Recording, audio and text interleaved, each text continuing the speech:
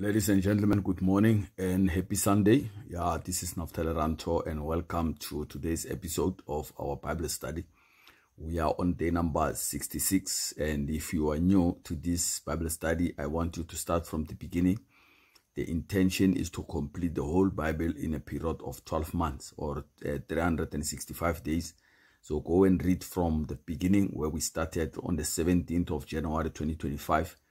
You can just locate that video or that audio if you are listening on Spotify. So yeah, let's go ahead and unpack today's Bible study. So we are reading the book of Deuteronomy chapter 24 to 27. So yeah, the heading that we came up with today is integrity, gratitude, and obedience, which are keys to a purpose-filled life. So the aim of this Bible study is to make sure that you live your life of purpose and you glorify God. You fulfill the purpose, why you were created, why you came to the universe.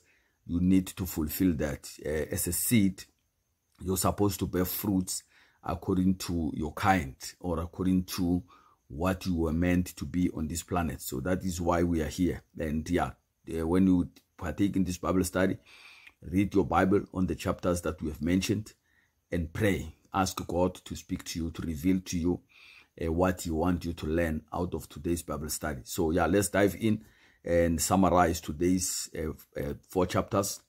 When you check this summary of these 4 chapters today, they emphasize justice, mercy, and personal responsibility, and the power of obedience in securing God's blessings.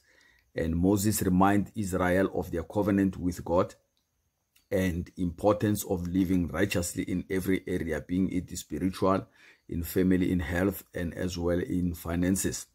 So now we have 3 points to highlight. The first one is justice, compassion, and responsibility. When you look Deuteronomy 24 to 25, it's talking about that. And there are 3 points with that. Care for the vulnerable, widows, orphans, and the poor must be treated with kindness and fairness. Loans and wages should be handled with honesty and integrity. Imagine if we had such even happening in our days. We will have a very peaceful, or have a community that is having so much good morals that no one will be in need among us. So personal responsibility. Everyone is accountable for their own actions. Children will not be punished for the sins of their parents. So yesterday I was talking about this to the people where I make the prayers, and this is coming on today to show that yeah, God is continuously speaking to us, but we need to be mindful of his voice, because He doesn't speak when we are not listening. He speaks to us when our ears are attentive to hear His voice. And He will speak to you. He will give you that verse. He will give you that revelation. And it will be confirmed very soon, because He doesn't just speak once. He confirms what He says to us. So, and the fair treatment. So business dealings, judgment, and punishments must be just and merciful. So that is what is very important as well in our life. We need to be fair in what we do, or just. Now, application of this first part is God calls us to be just in our finances, relationship, and work. And we must treat others with fairness, honesty, and generosity. So treat others as you love them to treat you. So that is the secret that Jesus said. For you to inherit or to be called a child of God, you need to be able to lay down your life for your friend.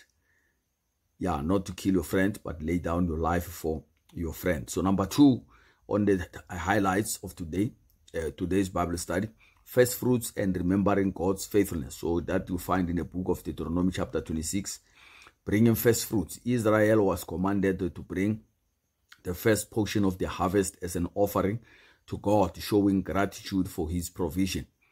And the declaration of blessing. The people were to acknowledge God's goodness and commit to keeping His commandments every time. Then that will ensure that they remain blessed in the land that the Lord has given to them. So how do we apply this second one in our life today? Honor God first in your finances, health, and family. A heart of gratitude attracts more blessings. So once you are grateful for what God has done for you, you are actually going to be more attractive. Blessings will find you. You will see tomorrow when we go into chapter number 28. This will be highlighted very well, what we are talking about. So now, the third part the third highlight, covenant renewed, blessings and curses. When you check Deuteronomy 27, obedience leads to blessings. The Israelites were reminded that obedience brings prosperity, while disobedience leads to curses. So, in writing the law on stones, as they entered the promised land, the law was to be written on the stones as a permanent reminder of God's expectation. So that's why you need to have your Bible all the time with you, because that is where you find the laws that God has laid for his children. So remember, we have people of God, we have children of God. Everyone was created by the Lord, but only those that decide to follow him becomes his children. So children of God needs to have the word of God always with them, so that they can be reminding themselves of what God wants them to do. So how do we apply this in our life? How do we apply this public declaration? That is the last part of that second highlight. The people were to proclaim both blessings and curses, acknowledging the consequence of their choices. They were to proclaim that in open and acknowledge that. So now, how do we apply this in our daily life? Success in life, spiritually, in family, health, and finance depends on obedience to God's word. So choosing righteousness leads to divine favor. So once we choose to be righteous, no one can stop us. We are unstoppable, because we don't operate with our own strength, but we operate with divine power and authority. So now, there are key takeaways that you can take for yourself from this Bible study to live a purposeful life, or purpose-driven life. So we have 3 points. The first one is integrity and fairness in all dealings brings stability and blessing. So once you are fair and you have integrity, you will always be able to succeed in all that you are doing. Remember, we said success, you measure it based on the purpose, why you were created, not because you are doing better than somebody else. That is success that we are talking about. So honoring God first with gratitude leads to supernatural provision. So once you put your heart to honor God, remember Jesus said there are only 2 masters. It is God or money. So if you are unable to honor God with money, then that shows that you are actually more loyal to money than you are to God. So you need to master between the two. If you had to choose saving God and getting the money, which one were you going to opt for? So many people, they will opt for the money. And that is what separates children of God from people of God. People of God always want things from God, but children of God, they give, and they don't want to own anything. They are giving what they have because they recognize that it is God that is given to them. He has borrowed them whatever that they have. The third thing is obedience determines destiny. Choose faithfulness to experience God's best. Once you choose to be faithful, you are going to eat the best of the land. I can't speak more than that. Sin is disobedience. Once you don't obey what God says you must obey, then that is regarded as sin. Some sins we can see, some are unseen. Sometimes we sin in our mind. That's why Jesus said, whoever thinks he has no sin, okay, I think it was Paul, whoever thinks he has no sin, he is a liar. So all of us, we need to confess daily and repent, because we are most of the time engaging with the world that we live in. There are so many things that can make us to think in a different way that God doesn't want us to do.